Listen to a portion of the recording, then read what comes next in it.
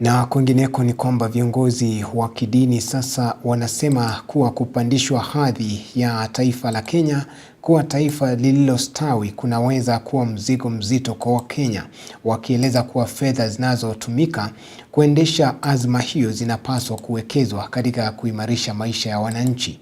Aidha, Rais Ruto anaonekana kushikilia kuwa Kenya sharti ifikie mataifa yaliyostawi kama vile Singapore. Mary Chalo anatuarifu.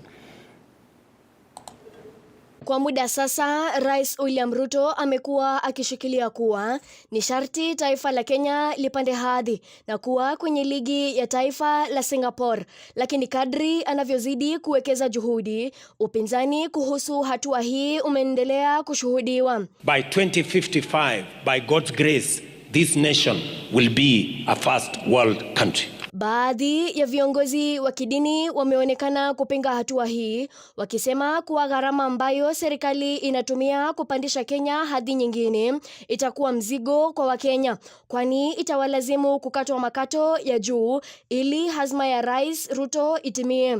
Si swala mbaya, lakini ni vizuri tujue kwamba Singapore haikujengwa kwa siku moja.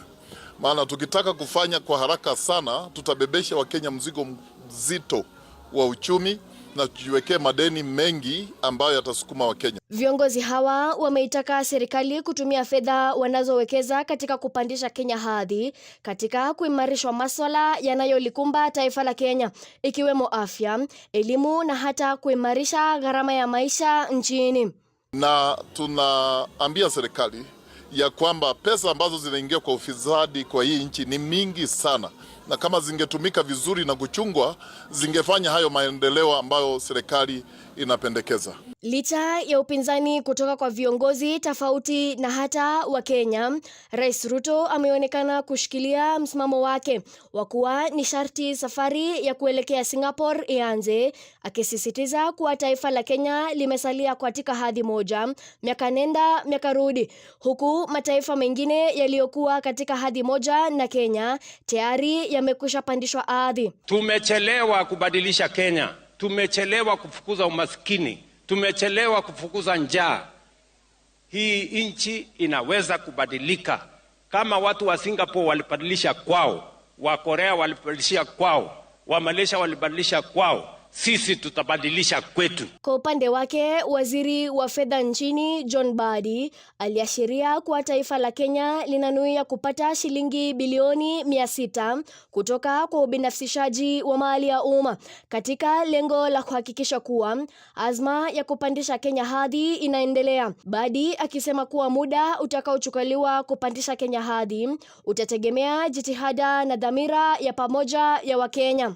This National Infrastructure Fund is going to get the initial capitation from the proceeds of privatization and divestiture. We are targeting about 600 billion shillings. Already we have identified over 300 billion shillings from KPC and divestiture of Safaricom alone. That will give us close to 350 or at minimum 300 maybe and 20. The time frame for us to achieve this dream, it is about our commitment as a country.